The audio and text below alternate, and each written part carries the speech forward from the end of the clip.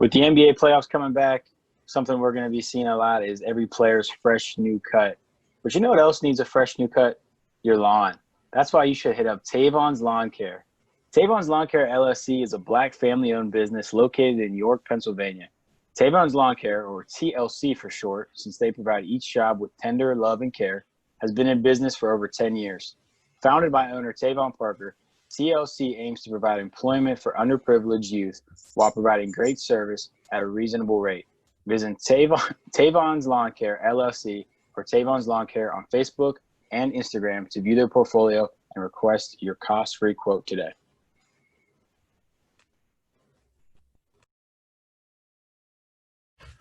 Welcome back, everybody.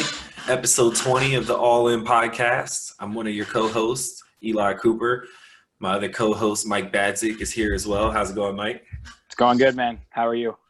Doing good, man. 20th episode, man. 20 in now.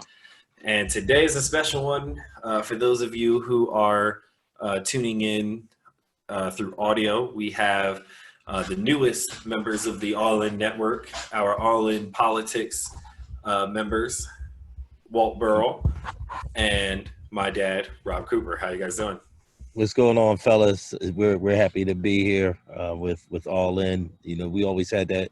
We always been family, and we always had that synergy with the two podcasts.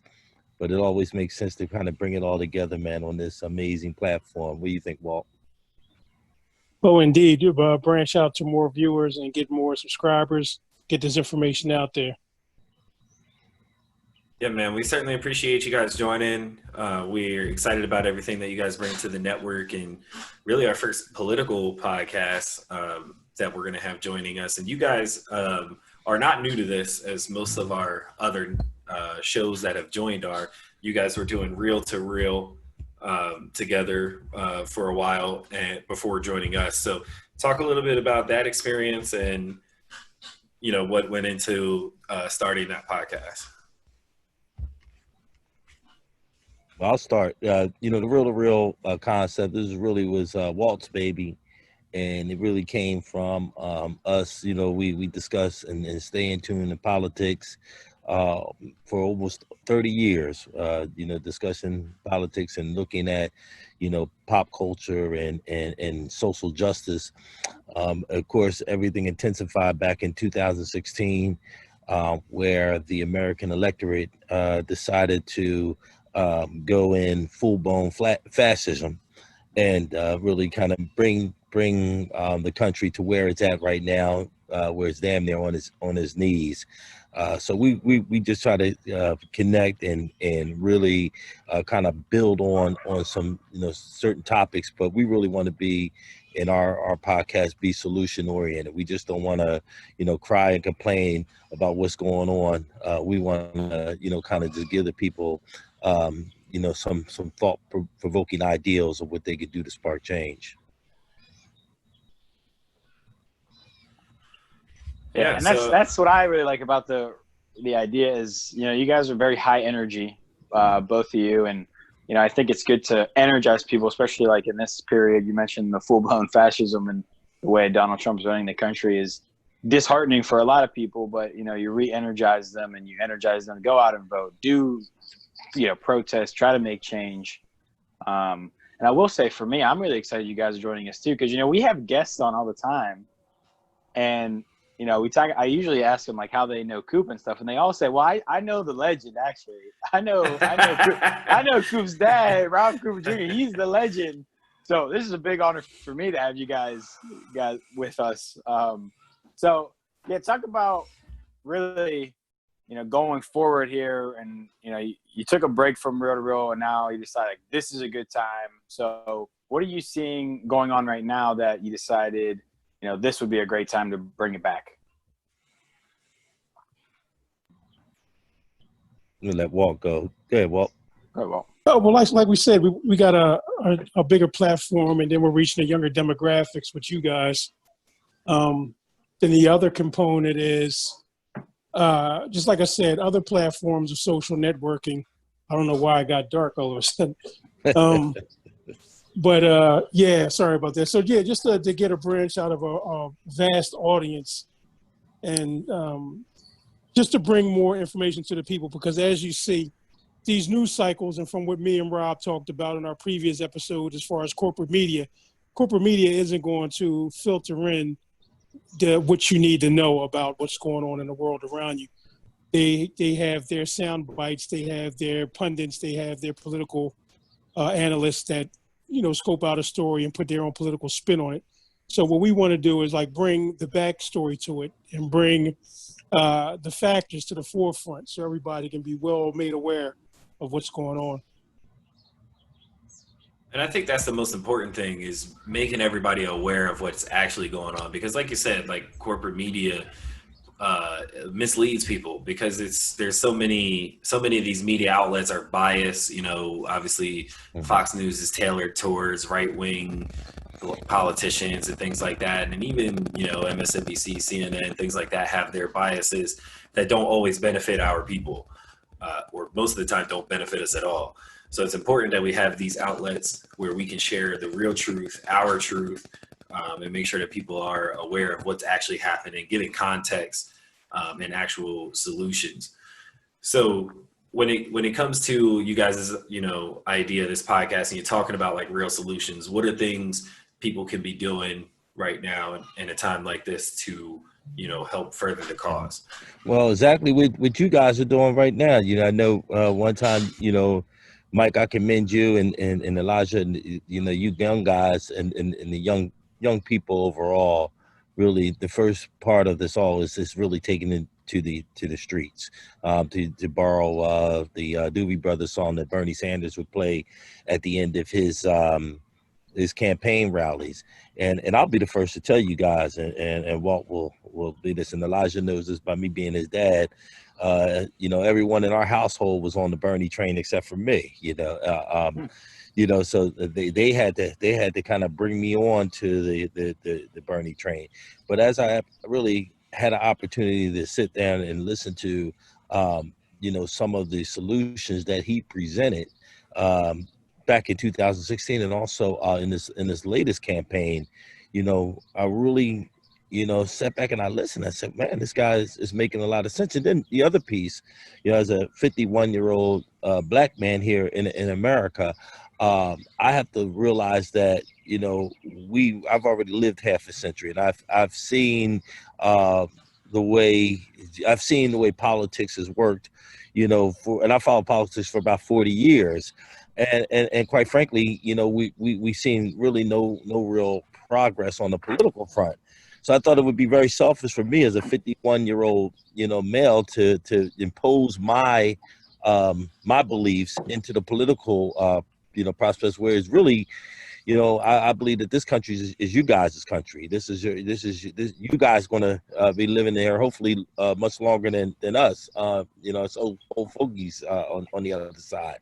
So I kind of wish that my generation will sit back and just listen to the youth, because ultimately it's what you guys are the ones now are in a position to make things happen.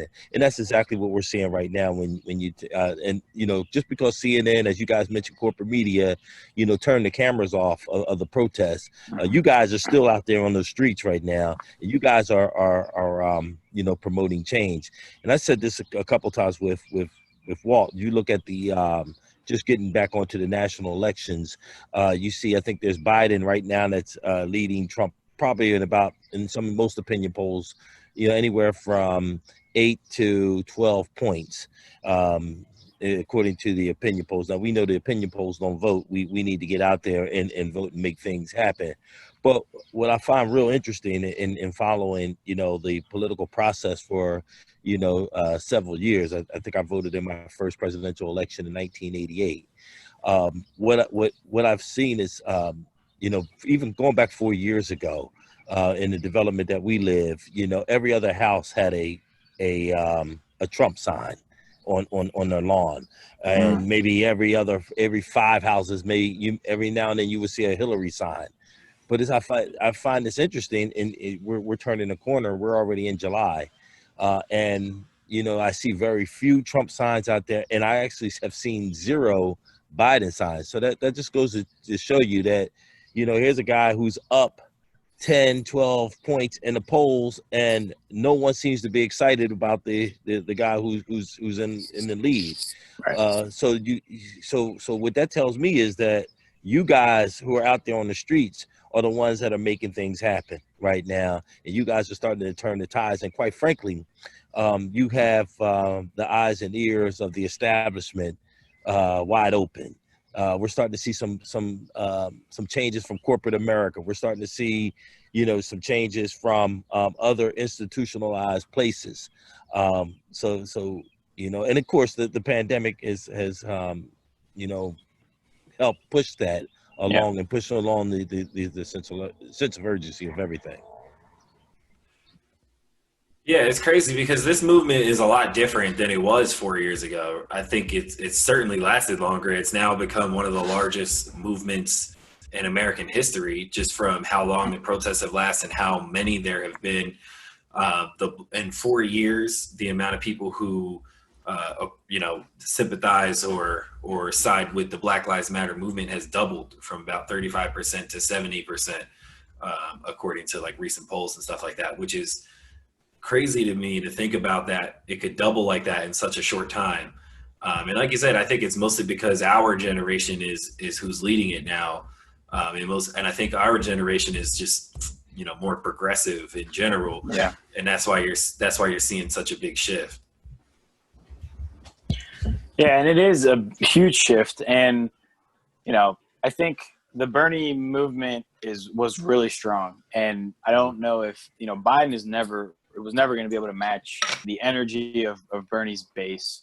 So now that Bernie is, out of it now, what would you say to someone who's kind of now they're thinking, well, Biden sucks, Trump sucks. Like, should I not vote? Should I vote for Trump? Like, is Biden the lesser of the two evils? Like, kind of what's your take on that? I know some people are saying I'm not voting for Biden because of his record, and I think that's a legitimate argument. But I'm interested to hear you guys' thoughts. I mean, me and Rob talked about it on a couple of podcasts as well. Idealistically, we want both of them out of there, to get the best of the lesser of the two evils. I mean, it would be Biden just based off his record alone as how he ran his policies and form with Obama. But let's make this be clear that Obama suits the same individuals behind the scenes that Trump does. One gives it to you in a sour form and one gives it to you in a sweet form. So we have to have a candidate or somebody that's actually grassrooted and for the people, and that's actually going to get some of these policies and things passed through legislation. Because at the end of the day, the government is supposed to be formed of the people, not some semi-fascist group or whatever else that takes you on a whole nother playing field. We need to bring it back to who originated, who it was for, which the Constitution states and claims for. Yeah, and I agree. As you mentioned, Mike, voting for the lesser of two evils. I mean, I've seen that in the election, like I mentioned, particularly in the presidential elections. I've seen that since we started voting, and since I started voting in 1988. And what I was always taught, when you vote for the lesser of two evils, you still have evil. But I think where we're going at here, and I'm just going to put it kind of as plain as simple. Depending on what we got to look at what the mission is. And I think there is a mission right now. And I think just if you're listening to what's going on in the streets, I think the number one goal is the removal of Donald Trump right now. So here you have a direct target, you know what I mean? So which I think any successful mission is that, you need to have that goal in mind. And the other piece too, though, with the young folks in the streets, I think we have, promoted, or I guess we're starting to see some changes, where now I don't know if you guys have been following the news that closely. I know you guys more sports oriented, but on the political side, you're starting to see a coalition between Bernie Sanders and Joe Biden. So, regardless, so regardless of what we think about, Joe, and I think Joe had to look at it and reevaluate where his stance was when you see what's going on in the streets. And him and Bernie has gotten together. I will encourage folks to look at that. They've actually put out a high level position paper on many issues from the Green New Deal, healthcare, the economy, and some other things. So I encourage the audience to go, kind of Google that and see what they put down on paper so far. And the other encouraging piece that I like about that is Bernie Sanders said this is just the first step. By all means, they're not done yet. The Democratic convention comes up next month in the middle of August. That's when they will establish their Democratic platform. So this is just the beginning pieces, and again, it's something that is not that impressive to me, but it's a lot better than what the positions that Biden had running in the primary. So I see that at least he's gotten his ears open, but ultimately we're going to continue to have to let our voices be heard. I think one of the things that Bernie Sanders has been focusing on that's I think it's going underreported is he's not focusing so much on the national elections between Biden and Trump, but really focusing on the down ballots and getting folks who are a little bit closer to the eyes and ears of the people and get them into positions where they can actually force the change. Anyone who thinks that change is going to come from two 80-year-old dudes, man, who pretty much lived their lives and in fact pretty much have collected their full retirement in full, think that those guys are going to all of a sudden make a change on their own. You're just asking for more misery, and I think right now American people are I know me as 51 years old, I'm tired of it, and really you guys in your mid-20s, maybe starting to sniff on 30, I know you guys are not having it. Yeah. And to me, that's the biggest thing is that, Joe Biden certainly is the lesser of two evils. But the biggest thing is that Joe Biden can cooperate with other progressives who actually have our best interest in mind to get some of the things that we want done. He ain't gonna get them all done, but he will at least get some of the things done that we want. You know what I mean? He'll listen to Bernie Sanders as he's shown, you know what I mean, and make certain policy changes. The fact that he just believes in science in general is a plus and a huge upgrade over Trump. Right. It's like, you know what I mean? The taking care of the planet is important. I want to be able to breathe, you know what I mean, in 50 years. So, that kind of stuff is important, especially now. And like you said, these two aren't the only ones that are going to impact the changes that we seek.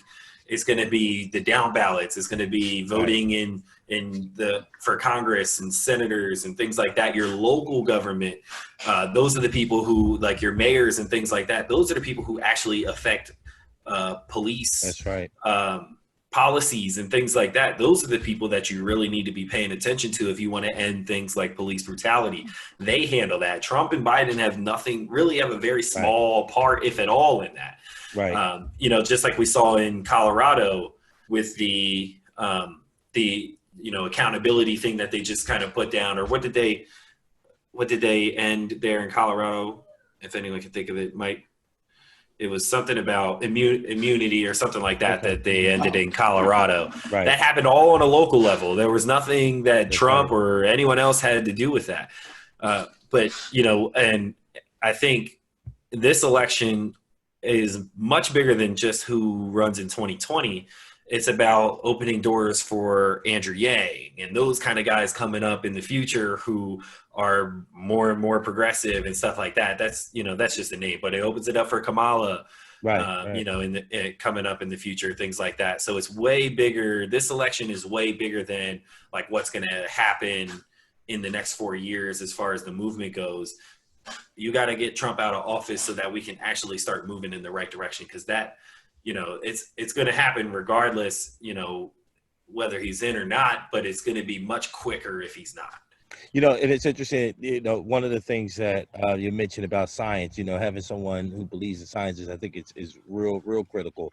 I think if anything that this COVID-19 coronavirus really exposed anything was, is the belief in being able to go with the data and go with the science. And I'll just say, go with math and science, period. And I saw, a couple of memes I thought were real funny about, folks who are out there making, statements and claims about, how unnecessary it is to wear a mask or do social distancing. They said, well, these are the same people that we remember in science class, peeling glue off their fingers, you know what I mean? So, Right. these are, and it's so true, and it made me wonder, when I saw how poorly this coronavirus was managed, and how just the lack of respect or lack of attention to science, really actually kind of, made me think more about the Green New Deal, which quite frankly, the environment piece was something that I never really thought about. I mean, it was kind of like, oh, it's here and there, you know what I mean? But it was never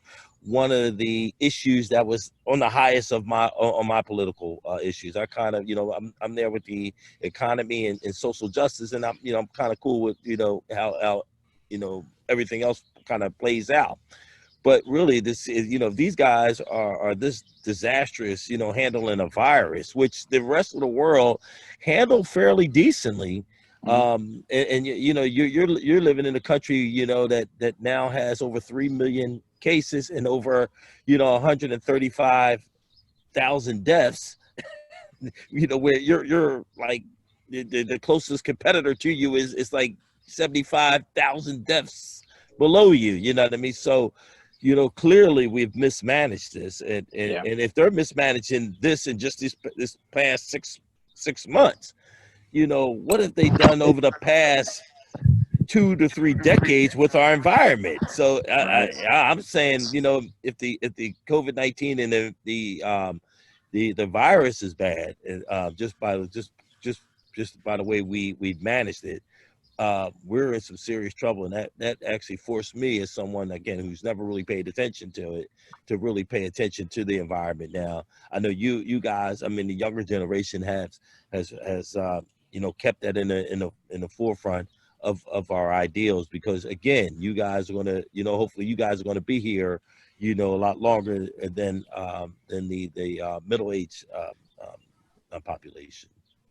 Yeah, and I think that's a really big thing too, and that's encouraging when you look at some of these, elections from 2018, the midterms, where we saw a big influx of young Democratic, a lot of women, people of color, and those people have had a lot of change in the House of Representatives. Now, they've passed over 200 bills, and they go to the Grim Reaper and die in the Senate, but they've fought for things like climate change, and even when you talk about the Biden and Bernie, kind of meeting of the minds, I think they were able to reduce his carbon neutral target date by like 10 to 15 years.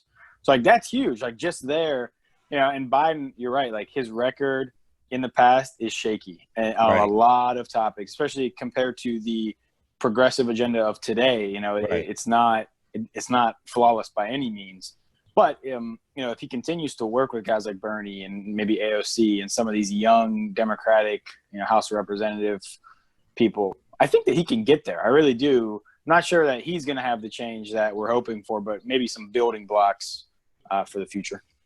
Yeah, and another thing, just transition a little bit into the sports world as we see. It was the sports world and the NBA in particular that actually forced America to make this change, because I truly believe if the NBA did not stop on that abruptly. On that night, I believe it was March 11th, I believe it was. Yes. I think the America would have went on with business as usual for as long as they can, and we probably, be looking at maybe 200,000 lives at this point lost due to the virus. So, I'm starting to see the younger athletes and watching them. How they are addressing social issues, where, I think it was one of your first podcasts I listened to, when one of your first or second ones, you talked about Michael Jordan, who's more or less in my era, where he made the comment about Republicans buy sneakers also, and it's interesting. I know you guys, how ridiculous that sounds to you guys, but primarily that was in the 80s and 90s. That was the kind of the ideal of how the sports figures behaved. That was the way that they behaved. I will tell you, in the 60s and 70s, when I was a real young kid, the athletes were far more outspoken and required political change. Muhammad Ali being the main figure there, and a lot of athletes kind of got behind him. But again, Muhammad Ali was in an individual sport. He didn't have to rely on teammates. He didn't have to rely on backlash in the locker room. So, he was kind of free, and he was the highest paid athlete at his time. So he had the ability to kind of speak out to the point where many of the other athletes did not have to. And in fact, back in those days, the boxers were the highest paid athletes on the planet. But it's refreshing really to see, whether you agree with them or not. It's refreshing to see Kyrie come out and make some points. It's refreshing to see LeBron James. Again, I was not a LeBron James fan as far as on the court, but man, do I really admire the stance that he's taken over the last few years off the court. Agreed. I think, especially when it comes to like LeBron, and LeBron hasn't just been one of the people who talks about it. He's been pretty vocal, like he's been pretty actionable. Like, I think what he's doing with the I Promise School and stuff like that is super important. I think it's the biggest thing is like athletes don't really just talk about it either. They're, trying to do whatever they can to affect real change and things like that. So I think that's important. And, when it comes to the sports, like I think the NBA probably handled COVID better than any other sport so far. However, I don't know so much about them coming back now. Right now, it looks a little bit sketchy. So let's talk about that a little bit. Walt, what do you think about the NBA coming back? Actually, in the next about 2 weeks here, they're going to be returning back to play. I have a very serious concern about it. And it's just for the simple fact that, and I've spoken to Rob behind the scenes as well, as far as them actually getting a gauge on this COVID. Like, they're saying it's airborne, they're saying it can stay on surfaces. The communicable aspect of it, and how it's transcending these other things, is like real scary. So even if they were to initiate the season, there would have to be some very stringent things placed in place to protect the players as well as the fan base. And without those things even remotely in place right now, to make a short-term determination to jump in, I just think is very, it's crazy. I mean, it's also scary. Yeah, it is scary, and you look at sorry, and we'll let Rob jump in here, of course. I just wanted to say, like, the MLS Backus tournament, not that we're paying too much attention to that, but like they're having a ton of problems. They're trying to do it in Florida too, kind of a similar model almost. And they've had teams drop out already. They've had games postponed because of positive tests. It's looking shaky. And speaking of Florida, you're looking at it, I believe either today or yesterday, they had a spike of 15,000 cases, which is a record. So, we remember how bad it was in New York and how bad it was in some other places, but they had 15,000 cases in one day. So you can now start to see some of the uneasiness of some of the NBA players. And I don't know if we have any footage on Joel Embiid when he was stepping in the I think going on to the plane or going on to his car to head down to Florida. He was getting out the car. Yeah, he got into a full hazmat, Yeah. you know, hazmat suit. And I know he's a joker, but he didn't look like he was joking at all. No, he wasn't. No. So this is where we're at. So, with the NBA again being in the, I think as you mentioned, Elijah, they were in the forefront of bringing this virus, bringing the awareness of this virus and how serious it is to the forefront of the American public. I think right now they're really gonna have to reconsider what their plans are, because again, you can see how we as Americans are really influenced by what goes on in the four major sports. Yeah, and the thing is, I think at the time, right, when they were negotiating this restart, it was kind of okay. The curve seemed to be flattening because most places hadn't opened back up yet, and I think just way too many states opened up too early, and we're seeing the results of that with all these spikes and cases and things like that. And now, I mean, even the NBA players themselves had a lot of positive tests come back. Like Spencer Dinwiddie tested twice for Corona and just flat out said, and I'm not going. And there were multiple guys from the Kings, had like three or four players that tested positive before they headed down. And that to me is the most concerning thing, is like guys were testing positive before heading into the bubble. And now you're going to have them all interacting and in the same place and in a state where, and I get it, they're like sealed, they're supposed to be, sealed off, but people break rules all the time. And that's really all that this virus takes, is like someone doing something stupid and having a huge outbreak down there. And then what? Like how bad of a look would that be for the NBA, because you were supposed to be keeping these guys, safe and secure and all that. And I wouldn't be surprised if we see them shut back down after 2 or 3 weeks, because it gets uncontrollable. Because I don't know. I don't think we handled this. I think we opened up a lot of states opened up too soon. I mean, other than like us, and I think New York handled it well given the amount of people that they have. But like, I don't think a lot of states handled this well at all. No. We saw it. I mean, the old cliche that was created out of this over the last 4 months is, profits over people. And I wanted to ask you guys something about the NBA, because I know you guys are following this real closely. But I think at what point do we and I want to look inside the game a little bit, do we put the integrity of the game in question now, where we start doing, you got LeBron who's chasing what number ring is this if he wins? Okay, it's 4. Yeah. So you got LeBron chasing his 4th ring, and let's say he's successful in getting this. Is this a legit ring for him?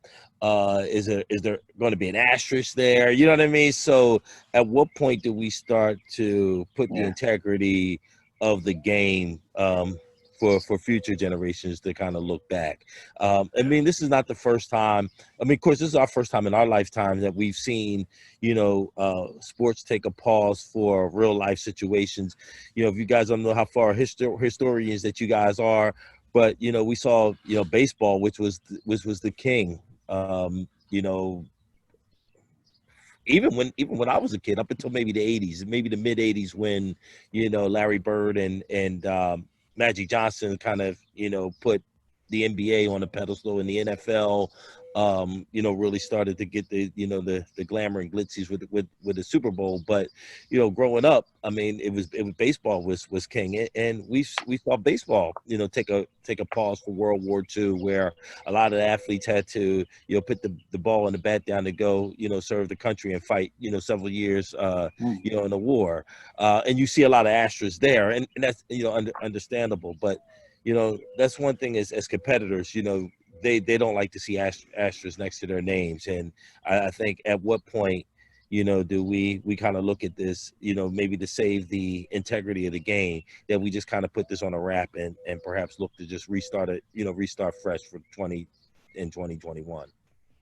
Yeah, that's something that we've talked about on the show before, is, is there going to be an asterisk on this season? I think originally we said no. Maybe the answer is still no, but with these cases going up, And yeah, you're right, Rob. Florida's probably the worst possible state they could have done this in, because I think they opened up probably sooner than mostly anybody. And the case uptick is just insane right now. But like, Should have it's came to the going, Giant Center.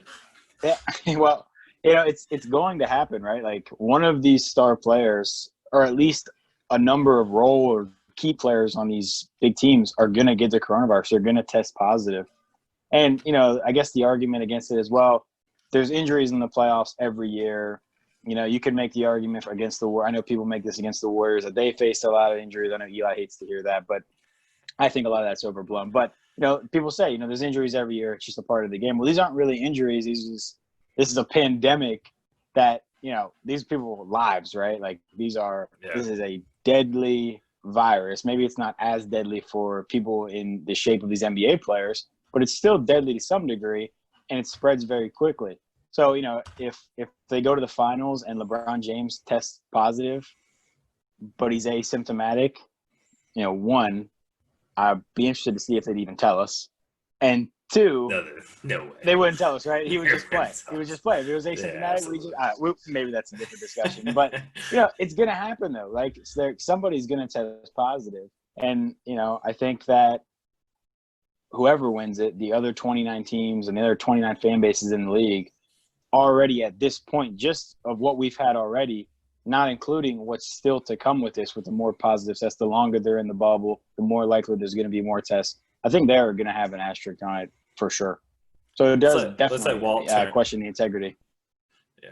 So let's let Walt chime in here. What do you think about NBA restarting in this pandemic? It's twofold that like I said, I did have a concern with. One is probability, and the second is liability.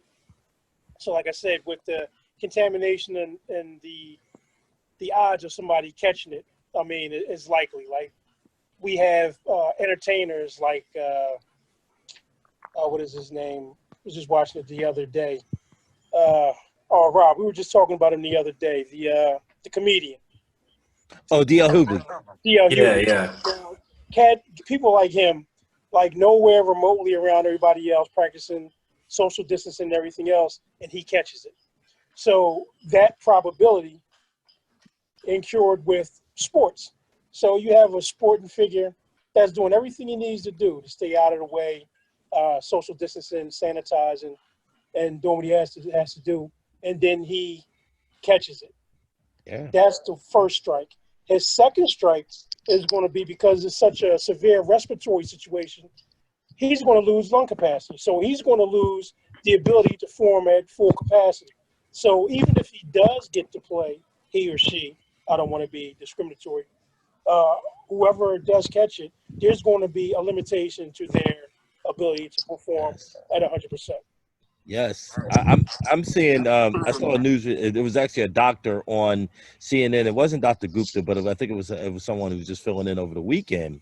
I forget the young lady's name, but she had actually mentioned that folks who actually recovered from COVID-19 in March are still experiencing some of the symptoms even to this day. So. Yeah, I mean, we're talking 4 months now, carrying that on. And again, people forget this is what they call a novel virus. This is something that nobody really knows anything. So, first of all, you see a vaccine being, there's a race to the finish line for someone to develop, a vaccine with this. You put all those factors together, with the variables, and really I think at the end of the day, the equation really is social distancing. And it's interesting, Elijah, you brought up a really good point, and I think Mike, to the issue that you brought up, a concern that you brought up about LeBron, LeBron James, or what happens if he gets hurt and he's done everything that he's supposed to do. He practiced the social distancing, but one thing that LeBron does not have any control over is what a teammate may do, or what someone on somebody else's team may do. And Yep. this is interesting too. Now let's talk about this. We're all guys, and I know your audience is probably 75% men, male or demographics. So let's be frank. We're talking about NBA players, and you're talking, them being in a bubble with probably no family members, no wives, no children there, no girlfriends there, no side chicks there. You're talking grown little recreational activity going on. Right, exactly. So you're gonna lock these guys up for 3 months, and to your point, Mike, and for 3 months they're going to be disciplined enough not to seek out recreational. These guys can't even figure out how to post something on Instagram correctly without getting themselves in the hot water. So so you're asking a lot, and again, you're asking a lot of young guys to come out and really show a lot of restraints that even some of the best of us cannot do. Hell, our servicemen can't even do it. So it's it's going to be interesting to see. I'm not saying that it can't be done. But again, sometimes, the ideals that are constructed out of the ivy walls of the boardroom or on a Zoom call nowadays, don't necessarily play out the way we think that they should play out, or necessarily how they will play out. And I think there was an Instagram model already who tweeted that she already got. Didn't I see that? Yep, I was just about to say there was a girl who went viral today saying that someone invited her to the bubble, and she was I think she was joking about it because she had, in the reply, she was talking about how her and whoever it was were joking about how she went viral over it.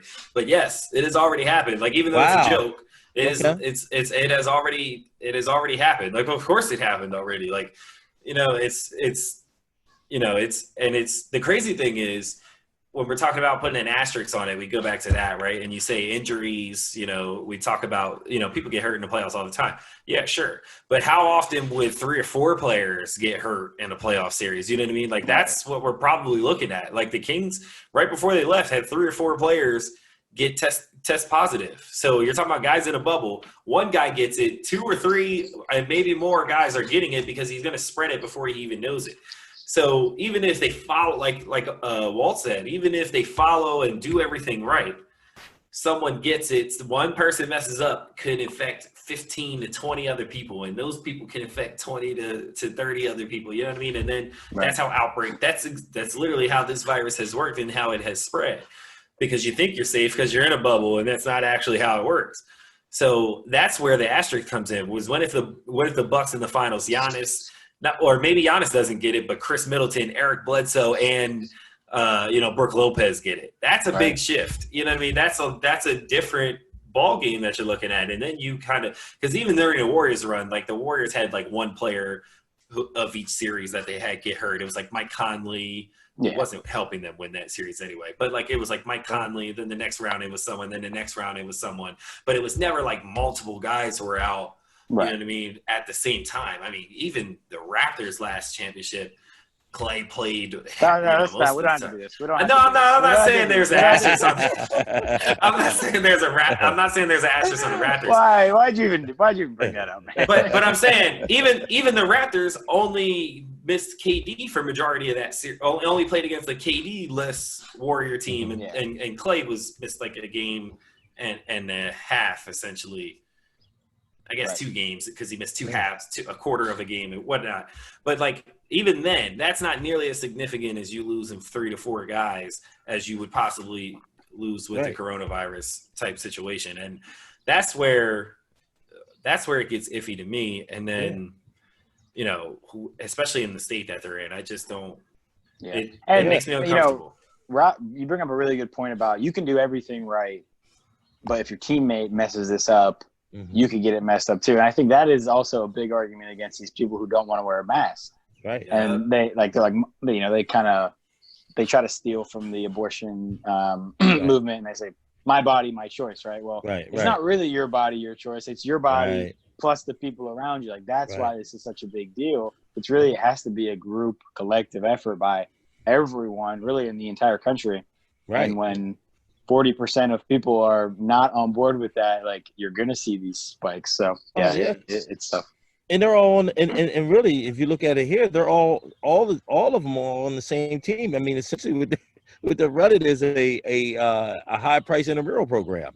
You know what I mean? Where everyone is on the, everyone's on the same. Pretty much everyone's on the same team. For the most part, other than, them. When they suit up. You know what I mean? It's almost like shirts and skins, or red shirts and white shirts.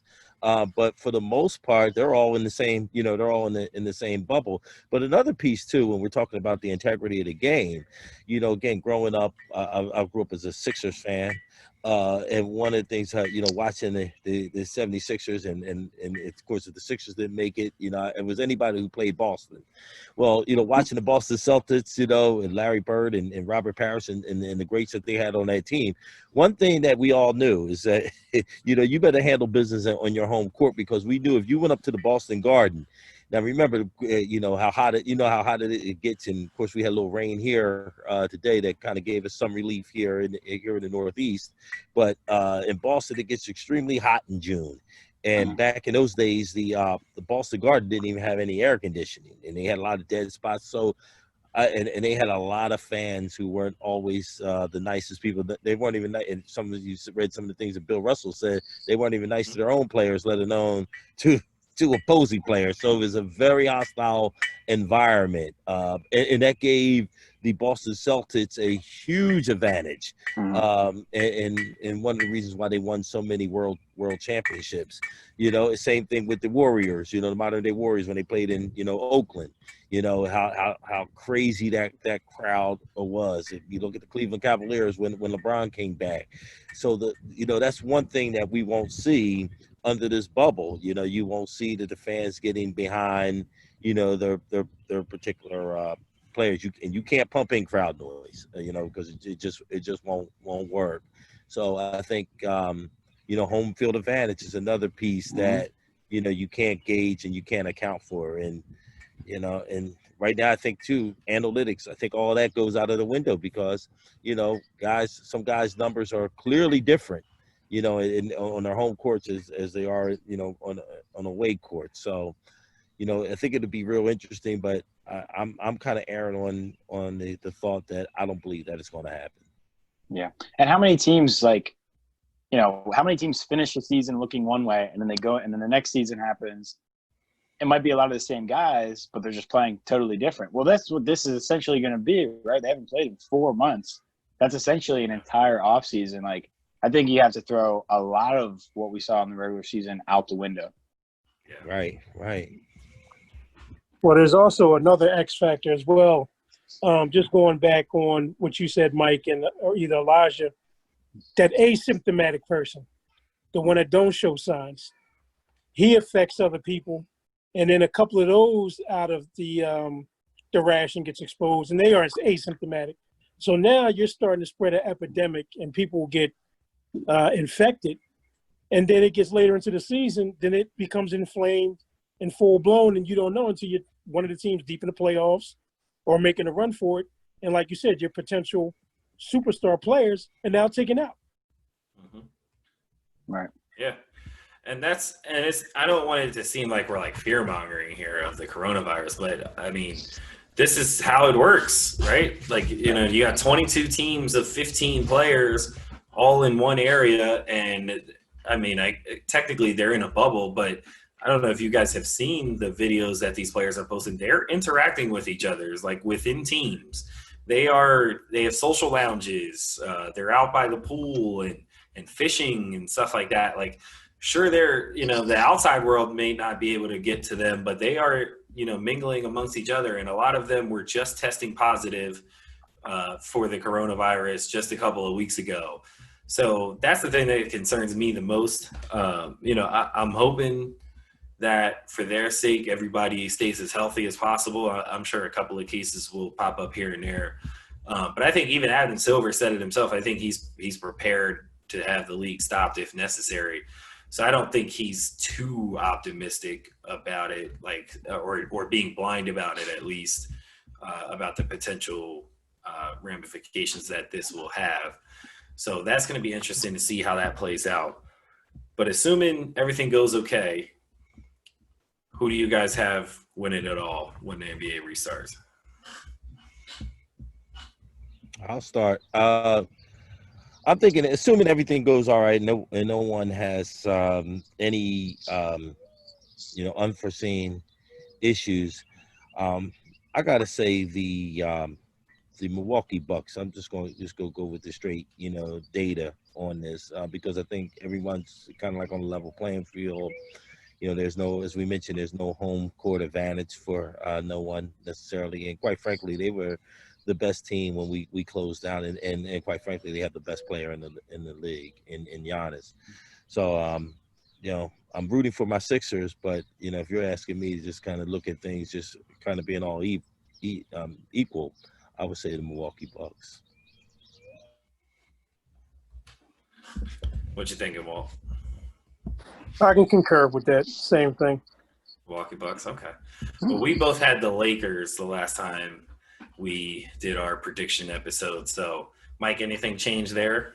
No, nothing changing. Actually, I just watched the LeBron highlight film today. It was like a 20-minute video on YouTube.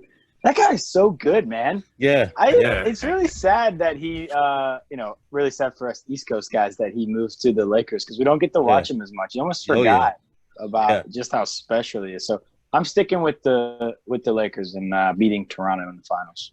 And you look at LeBron, with what in the shortened season, what is this supposed to go 3 months, guys? I haven't been following on. Yeah. Okay. Yeah, So I mean, it's like 8 games and then playoffs. 8 games. Okay, Yeah. so you put LeBron. I mean, I've had concerns about his age in going into things, but you put him in and he's coming off of 4 months of rest. You put him on a sprint. I mean, it's hard to bet against him. I can tell you that much. Yeah, I mean, he's not looking at more than 30 games probably, right? Because depending on how far they go, 8 regular season games, you're probably looking at, if they win a title, you're not looking at more than 25 games, I would say, in the playoffs. So, at max, you're looking at maybe 35 games for him. And LeBron in a 35-game stretch is scary. That is something to be worried about off of 4 months of rest. Yep. Fair enough. So that wraps up pretty much everything that we had for today's show. Did you guys have any final thoughts? Anything you wanted to share about the upcoming podcast? You guys are debuting this Friday.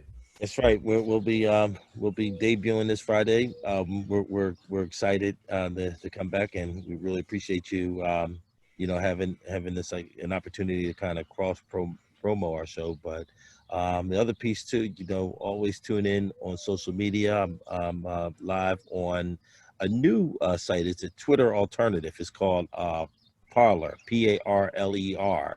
And again, same username at Rob Cooper Jr.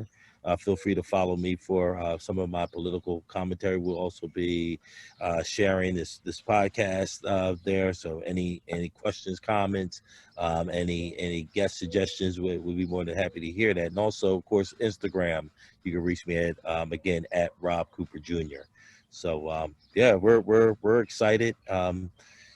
We're excited to be on your platform, and you guys are doing an amazing job, and you're, creating a lot of buzz in the community, and we're just happy to be a part of that, and hopefully we can see this thing grow to a level where we'll give a voice to the voiceless. Yeah, definitely want to thank you guys for inviting us on to branch out our brand. You guys are doing a tremendous job. Young, vibrant energy. Topics are on point, man. And it's great discussion every time I turn and listen to it. And look forward to having this great venture with you guys.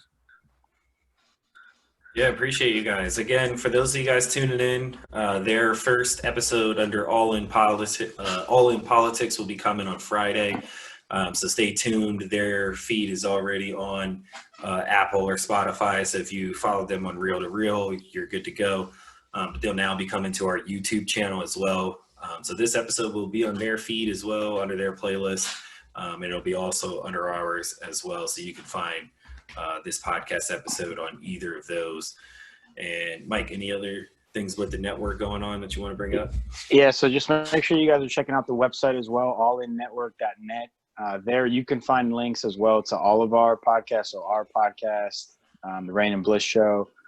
Also debuting next Friday, Real Deal Radio with Cody Deal. He just recorded his first episode today, so we're really excited about that. And then you also have links to this All In Politics show. So make sure you go allinnetwork.net. We're also posting articles on there all the time. Eli is working through his redrafts of the 2010s. He just posted 2011 a little bit ago. So that's the Kawhi.